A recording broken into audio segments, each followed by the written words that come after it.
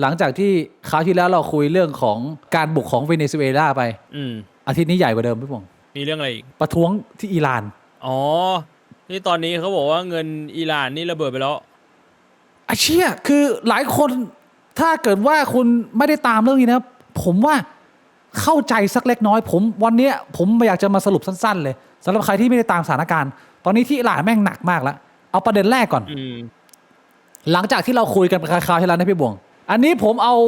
โพสต์นี้มาจากคุณกรุณาบัวคำศรีนะเป็นนักข่าวท็อปของเมืองไทยนะหลังจากที่เกิดเหตุการณ์บุกเวเนซุเอลาของสหรัฐเนี่ยสหรัฐออกมาประกาศอันนี้พี่บวง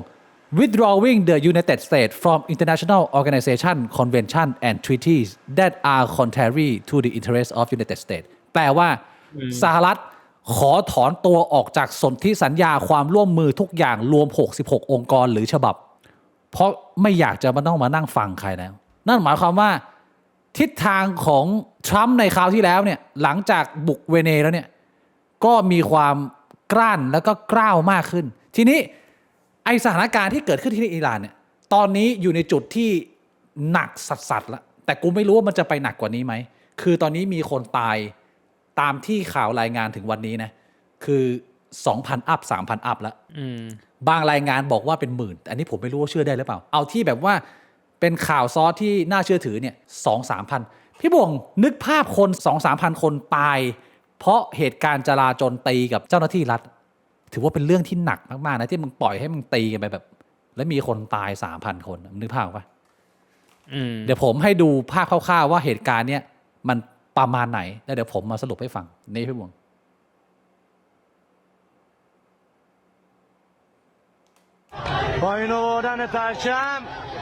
อันนี้ภาพแบบอาทิตย์ที่แล้วนะ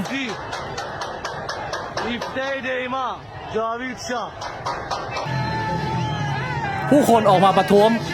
ต่อสู้กับรัฐบาล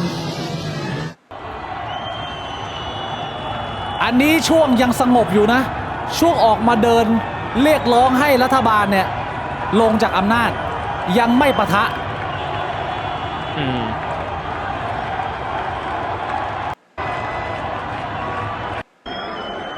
แล้วก็พอตำรวจเริ่มเข้าไปสลายก็เริ่มมีการปะทะเพราะว่าผู้คนเนี่ยไม่ยอมสถานการณ์บ้านเมืองที่อิหร่านมันแย่มากแล้วก็เริ่มค่อยๆไต่ไปเรื่อย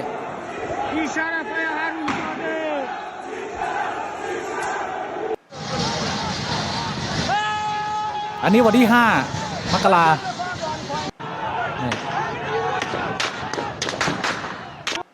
พอการทะเลาะเบาแว้งเนี่ยมันเริ่มคุมไม่อยู่แล้วอันนี้วันที่11ก็คือ3 วันที่แล้วคือคนแม่งปาระเบิดไฟกันแล้วพี่บงตอนนี้เนี่ยยอดคนเสียชีวิตผมจำได้วันที่11ยังแจ้งอยู่ที่ประมาณ500 คนแต่ผ่านมาแค่ 3-4 วันเนี่ยยอดขึ้นมา 3,000 แล้ว 2-3,000พี่บงพอจะทราบไหมว่ามันเกิดอะไรขึ้นที่อิหร่าน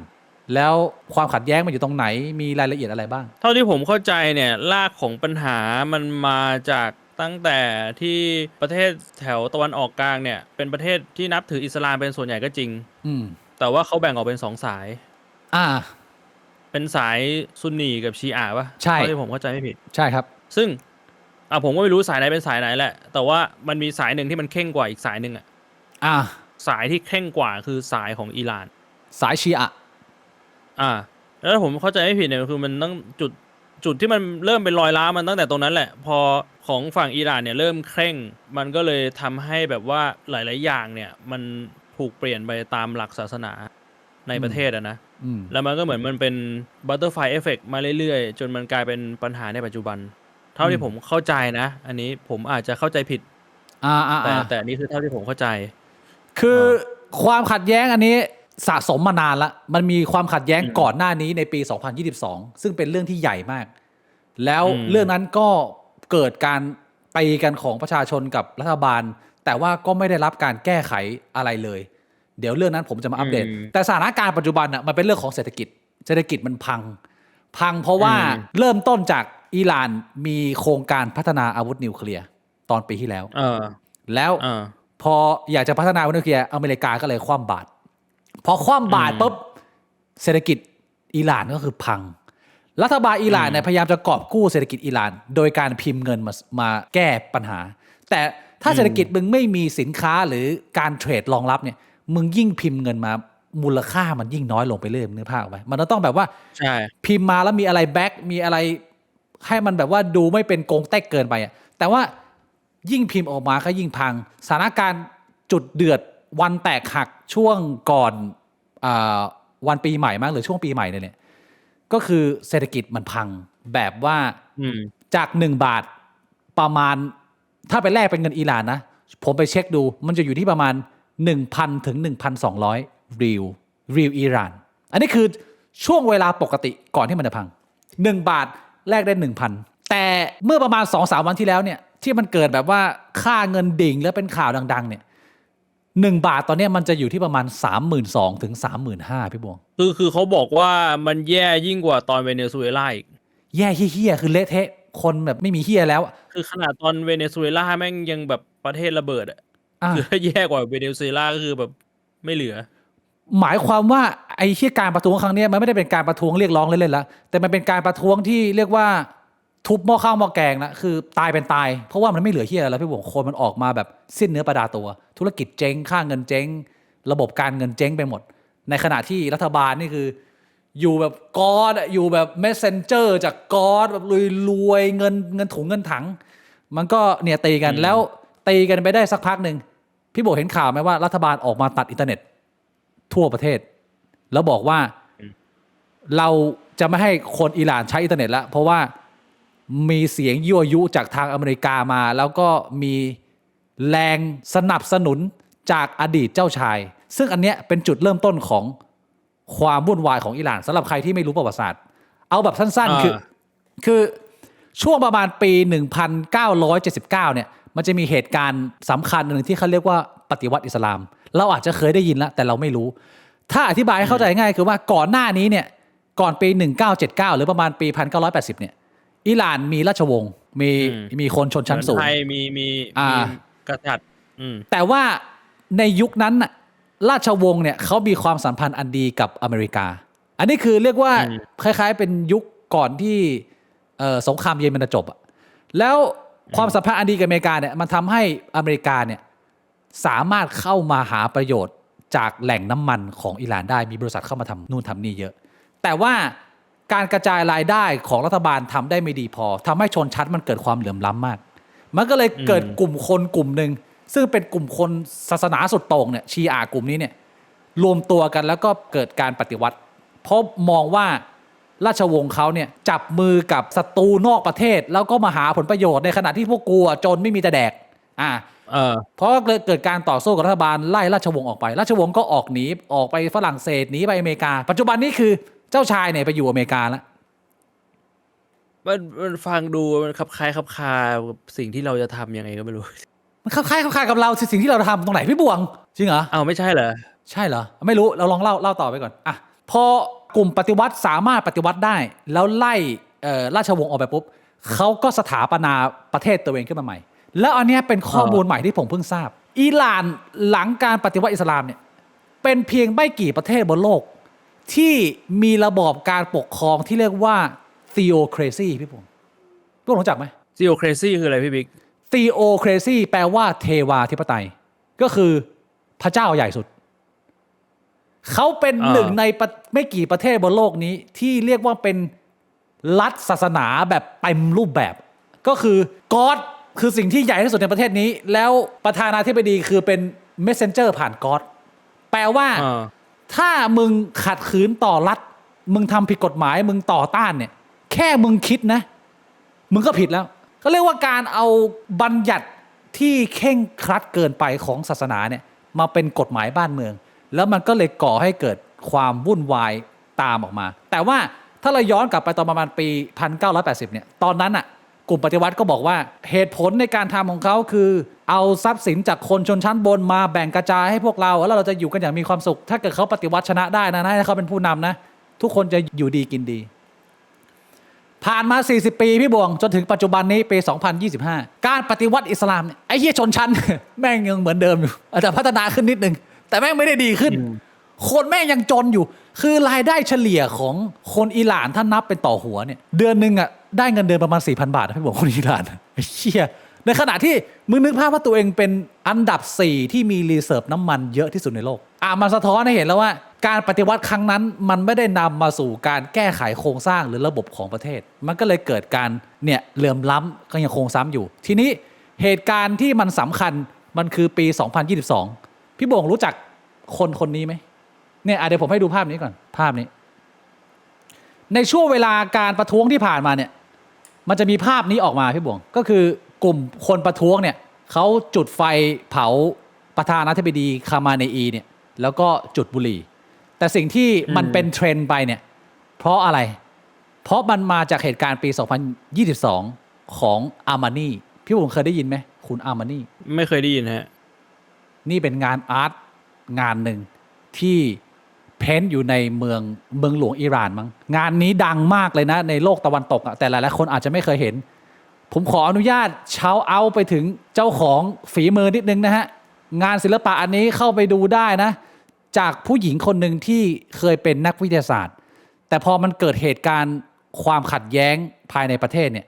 เขาก็มาทำงานศิลปะแล้วก็มีช่องซึ่งไม่ได้มีคนติดตามเยอะชื่อคุณโคลอีฮาคาเคียนเป็นเจ้าของภาพนี้ถ้าใครพอจะจำได้ว่ามันมีเหตุการณ์อะไรของผู้หญิงคนนี้มันคือเรื่องของผู้หญิงธรรมดาคนหนึ่งที่อายุน่าจะประมาณเราพี่บ่วงถ้าเกิดทุกวันนี้เขายังมีชีวิตนะผู้หญิงคนนี้ชื่อมาชาอามานีคือไอ้เหี้ยกฎหมายรัฐอิสลามเนี่ยแม่งเข้มงวดมากๆนะแล้วหนึ่งในกฎหมายที่เข้มงวดมากคือกฎหมายสวมฮิญาบไอ้เหี้ยผ้าคลุมหัวพี่บ่วงจำได้ไหมเคยได้ยินเรื่องนี้ไหมแล้วมันก็มีกระแสต่อต้านว่าเรื่องแบบเนี้ยมันไม่ควรจะต้องเป็นกฎหมายที่มีโทษรุนแรงถึงขนาดจับไปขังหรือเอาไปเฆี่ยนเอาไปตีสิ่งที่มันพบก็คือว่าไอ้เหี้ยตำรวจวินัยของอิหร่านอ่ะมันเห็นผู้หญิงคนไหนไม่ใส่ไอ้เหี้ยฮิญาบนะต่อให้มึงจะเป็นอิสลามหรือไม่เป็นอิสลามอ่ะมึงโดนจับไปพี่บวงแล้วดำเนินคดีไม่ใช่อิสลามก็โดนเหรอไม่อิสลามก็โดนเพราะว่ามันแอพพลายใช้กับทุกคนสมมุติเป็นนักท่องเที่ยวแบบว่ามาต้องสวมเป็นคนอเมริกันต้องสวมมีคนจำนวนมากที่เขาต้องการจะขัดขืนกับกฎหมายนี้ก็คือไม่ใส่ยอมโดนโทษทางกฎหมายเล็กๆน้อยๆแต่สิ่งที่เกิดขึ้นคือตำรวจที่แม่งจับไปแม่งไม่ได้จับไปอย่างเดียวพี่บอกแต่แม่งเอามึงไปทำร้ายร่างกายด้วยแล้วมันทำร้ายเงี้ยเป็นหลายพันเคสจนเรื่องมาแตกในเคสของมาชาอามานีคือ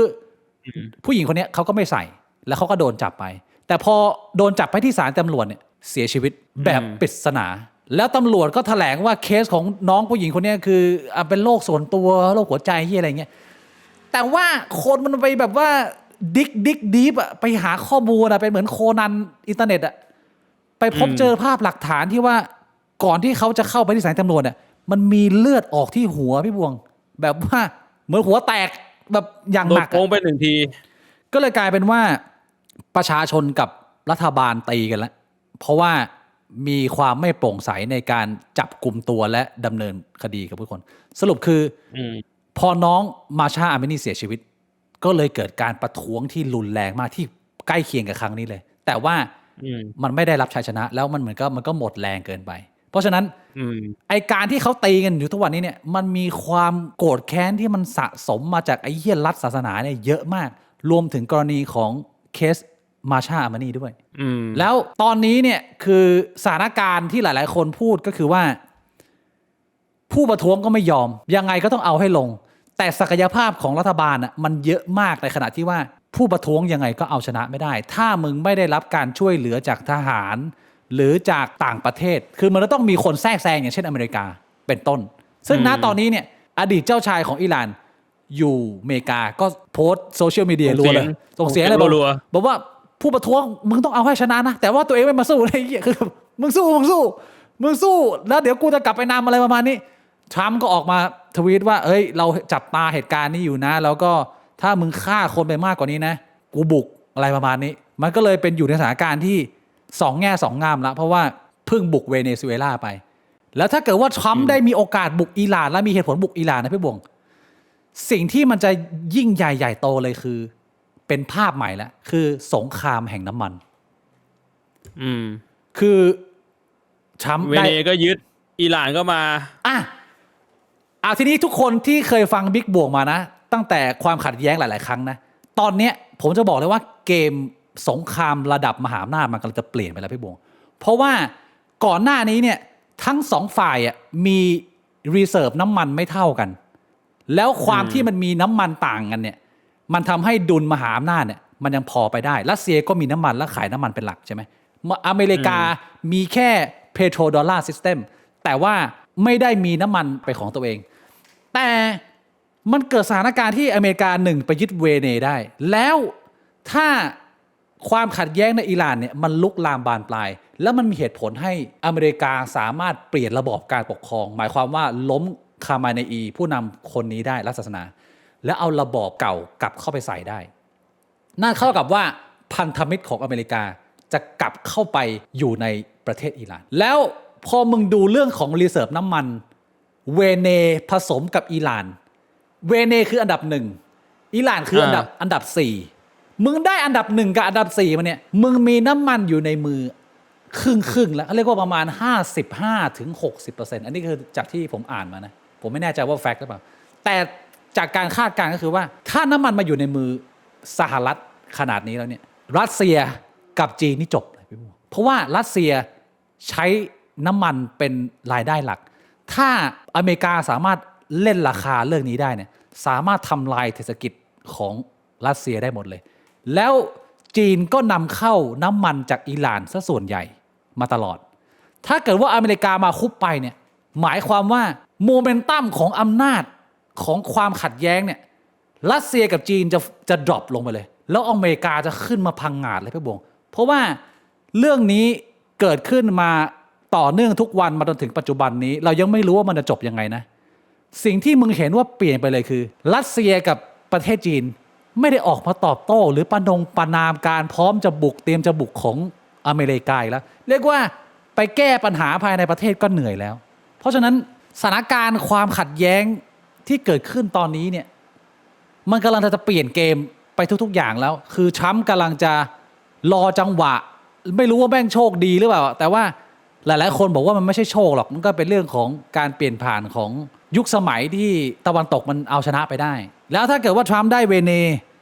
ทรัมป์ได้อิหร่านมันไม่ได้แค่เรื่องของภูมิรัฐศาสตร์ทางการลบละแต่ว่ามันจะกระเทือนไปถึงระบบเศรษฐกิจในสเกลใหญ่ทีนี้ถ้ามองในมุมของผมนะพี่บวงผมสบายเลยเพราะผมเคยบอกพี่บวงแล้วว่าไต้หวันมึงจะโดนบุกได้อย่างแรกคือผมคิดว่าทรัมป์ต้องเป็นคนบุกผมไม่คิดว่าจีนจะเริ่มบุกแล้วทรัมป์มันจะเริ่มบุกได้ก็คือมันต้องการสู้เพื่อเอาผลประโยชน์อะไรสักอย่างหนึ่งนั่นหมายความว่ามันอาจจะตกที่นั่งลำบากหรือมีปัญหาแต่ถ้าเกิดว่าอเมริกามันขึ้นมายืนแข็งแบบว่ากลายมาเป็นเจ้าโลกเบอร์หนึ่งอีกครั้งหนึ่งเนี่ยจีนมันก็ทำอะไรไม่ได้แล้วทำก็ไม่สนใจจะต้องไปไต้หวันใช่ผมก็เลยมองว่าเดาเอานะถ้าสุดท้ายแล้วมันออกไปเกมนี้เนี่ยสงครามโลกมันอาจจะจบเร็วก็ได้นะถ้ารัสเซียกับประเทศจีนไม่ตัดสินใจทำอะไรที่แบบว่าไอ้เชี่ยกูไม่ยอมให้มึงเป็นที่หนึ่งแบบว่าไม่ได้ถ้าเกิดว่าเขายอมเล่นไปตามเกมสหรัฐนะดีไม่ดีถ้ามองในมุมดีนะมันอาจจะทำให้ความขัดแย้งทุกอย่างจบลงก็ได้ถ้ารัฐบาลทรัมป์สามารถเข้าไปกำจัดไอ้เหี้ยรัฐศาสนาที่คงอยู่มา40 ปีได้ในประเทศอิหร่านได้สำเร็จนี่คือภาพทั้งหมดพี่บวงมีความเห็นยังไงฮะกับสถานการณ์ตอนนี้ที่ผมสรุปมาให้ฟังคร่าวๆแล้วอันดับ2กับอันดับ3ของน้ำมันนี่คือใครนะรัสเซียซาอุอ๋อแล้วอย่างนี้จีนเขาจะไปซื้อจากซาอุได้ไหมหรือซาอุมันก็ซื้อได้แต่ว่าซาอุไม่เป็นกลางพี่บวงก็คือเขาพยายามวางตัวเป็นกลางแหละแต่ว่าเขามีความสัมพันธ์อันดีกับอเมริกาค่อนข้างเยอะพอสมควรแต่ที่ผ่านมาเนี่ยอิหร่านเขาแพ็คอยู่กับจีนกับรัสเซียไงทีนี้ถ้าเกิดว่าอิหร่านขาดการติดต่อไปเนี่ยจีนกับรัสเซียนี่คือไปยากให้ผมมันไม่มีน้ำมันนี่จะเรื่องลบก็เรื่องหนึ่งนะแต่เรื่องของการโจมตีทางเศรษฐกิจเนี่ยแค่รัสเซียก็แห้งแล้วรัสเซียไม่มีรายได้ทางอื่นเยอะเพียงพอที่จะมาเลี้ยงทั้งประเทศผมว่าเดี๋ยวถัดจากอิหร่านนี่น่าจะไปโฟกัสอเมริกาใต้ต่อไปเนี่ยไอ้ที่เขากลัวคือตอนเนี้ยมันมีหลายจุดมากแต่ที่มันเป็นข่าวคือเรื่องของกรีนแลนด์ที่ผมเคยเล่าไปเพราะทรัมป์ยังกรีนแลนด์ทำประกาศแล้วนี่ว่ากูจะเอาแน่ๆก็คือมันก็ไม่ได้บอกว่าจะเอาแน่ๆหรอกแต่แค่บอกว่า เราต้องครอบครองเพื่อความปลอดภัยของประเทศเรา คือหลายคนเขามองว่าถ้ามันเป็นเกมนี้แล้วมันออกสวยนะหมายความว่าทรัมป์ทำเวเนยึดเวเนได้ไม่มีใครห้ามปรามทรัมป์เข้ามายึดอิหร่านได้ส่งระบอบเก่าเข้ามาได้ไม่มีใครห้ามปรามแล้วกลายไปเป็นมหาอำนาจมันก็มีความเป็นไปได้สูงที่เขาจะพี่ปู่เคยได้ยินเรื่องนี้ไหมเปลี่ยนกฎหมายต่ออายุการเป็นประธานาธิบดีมีคนพูดกันแล้วในวงวิชาการอันนี้เป็นเรื่องหนึ่งที่ตอนไปกินข้าวกับนายอาร์มเขาก็พูดจริงเหรอนายอาร์มก็พูดเหรอเรื่องนี้ไอตอนที่พูดเรื่องไอ้ยิงคนตายแล้วก็พูดเรื่องการเมืองอเมริกาเขาก็บอกว่าคือมันน่ากลัวตรงที่ทำอาจจะชงเรื่องหาทางทำยังไงก็ได้ให้เป็นแบบประธานาธิบดีต่อคือกูไม่เคยเห็นภาพนี้ว่ามันจะทำได้สำเร็จพี่บวงแต่กูไม่เคยเห็นภาพนี้มาก่อนไงไอ้ภาพที่มันจะยึดเวเนกับยึดอิหร่านถ้ามันทำได้นะกูว่ามีสิทธิ์ที่แม่งจะแก้ได้เพราะกูรู้สึกว่ามันจะกลายเป็นเจ้าจริงๆคือทุกคนมันใช่ทุกคนมันยอมเขาบอกว่ามันมีเงื่อนไขหนึ่งที่ว่าน่าจะมีโอกาสทำได้มากสุดก็คืออยู่ในยุคสงครามคือเขาไปนั่งที่อาร์มเขาพูดอะผมก็จำได้แบบไม่ทั้งหมดแต่ที่อาร์มเขาพูดคือไปตีความในรัฐธรรมนูญว่ามันมีเงื่อนไขหนึ่งที่อาจจะทำให้ทำได้เพราะจริงๆมันห้ามโดยรัฐธรรมนูญเลยใช่ใช่แต่ว่ารัฐธรรมนูญไม่ได้ห้ามหรืออาจจะตีความบิดได้ว่าถ้าอยู่ในช่วงสงครามตรงนี้ก็เป็นโมฆะแล้วพอเป็นโมฆะก็อาจจะไปบิดว่าแบบเป็นแบบ3 เทอมได้4 เทอมได้อะไรแบบนี้แล้วมันก็จะไปต่อที่เขาเดาๆกันนะก็ยังไม่มีใครแบบสามารถบอกได้แน่นอนหรอกเนี่ยมันเลยมาเป็นจุดสุดท้ายที่ผมอยากจะแนะนำทุกคนว่าภาพอีกภาพหนึ่งที่มันเป็นภาพใหม่ของผมก็คือว่าผมคิดว่า Civil War การตีกันเองของประชาชนในอเมริกันมันจะเป็นเรื่องที่หลีกเลี่ยงไม่ได้เลยถ้ามันเดินไปภาพนี้ผมว่าคนอเมริกันจะตีกันเองแล้วมันคือภาพยนตร์เรื่อง One Battle After Another ที่เพิ่งได้รับรางวัลไปเลยคือคนข้างในมันยิงมันฆ่ากันแล้วมันแบบมันตั้งกันเป็นก๊กเป็นแก๊งมีวิถีชีวิตที่ต้องใช้ไปแบบนั้นเลยอะไรแบบนี้โหวันนี้มันก็น่าสนใจนะว่าถ้ามันไปถึงขั้นนั้นแล้วทหารของอเมริกาจะเลือกยังไงเพราะว่ากองทัพอเมริกาเขาก็พยายามชูว่าตัวเองเป็นกลางทางการเมืองมาตลอดไงใช่แล้วมันก็เหมือนว่าเขาก็ต้องฟังรัฐบาลใช่แต่สุดท้ายถ้าประชาชนมันจะตีกับรัฐบาลมันก็รัฐบาลสั่งให้แบบทหารยิงประชาชนทหารมันก็ต้องยิงหรือเปล่ามันก็จะไม่ได้เป็นลักษณะของการประท้วงเหมือนอิหร่านพี่บงคือเราจะไม่เห็นภาพของประชาชนเข้ามาบวกวัด1-1กับอิหร่านที่ดูเหมือนแบบจะดูล้าหลังแต่การต่อสู้ของอเมริกันมันจะเป็นคณะปฏิวัติที่มันซ่อนเรียกว่าเป็นเหมือนการสู้แบบกองโจรนะพี่บงคือมันก็อยู่ในเมืองนี่แหละชีวิตก็ปกติแต่เดี๋ยวตรงนู้นก็ระเบิดตรงนี้ก็ไฟตัดซึ่งถ้าใครไปดูภาพยนตร์ไอ้เรื่องนี้ของลีโอนาร์โดนะภาพมันแบบเช็ดแม่มันชัดมากเลยว่ามันจะออกมาเป็นทรงไหนได้อะไรประมาณนี้อันนี้ผมก็เรียกว่ามาอัปเดตสถานการณ์นะว่าความขัดแย้งตอนนี้มันมาถึงไหนแล้วมันออกได้ทางไหนได้บ้างแน่นอนว่าความขัดแย้งขั้นสงครามโลกครั้งที่3สเกลยิงนิวเคลียร์มันจะตัดออกไปเลยไหมผมก็ไม่ตัดออกไปนะว่ามันจะแบบเป็นไปไม่ได้เลยขนาดนั้นแต่ถ้ามันชนะฝ่ายเดียวแบบเบ็ดเสร็จเด็ดขาดคือมึงเล่นกันทางเศรษฐกิจได้มึงกดกันทางสงครามน้ำมันได้เนี่ยมันก็เป็นไปได้ที่มันอาจจะจบเร็วกว่าที่เรากลัวกันไว้อันนี้คือสิ่งที่ผมอยากจะนำเสนอถ้าอเมริกาชนะเบ็ดเสร็จประเทศไทยไม่น่าจะได้รับผลกระทบอะไรมากคิดว่าอาจจะเป็นเรื่องดีต่อประเทศไทยด้วยซ้ำใช่ผมว่าก็เป็นเรื่องดีต่อส่วนรวมนะถ้าคือเหมือนแบบสุดท้ายแล้วมันก็ต้องมีใครชนะคนหนึ่งเพื่อให้มันจบไปมันจะได้เลิกตีไงพี่บวงคุณภาพไหมก็ยังไม่รู้นะว่ามันจะออกไปทางไหนแต่เรียกว่าไพ่อิหร่านเนี่ยมันเปลี่ยนเกมสงครามไปหมดเลยสำหรับคนที่ติดตามอันนี้เรียกว่ามาอัปเดตให้แบบสั้นๆแบบรวดเร็วนะฮะ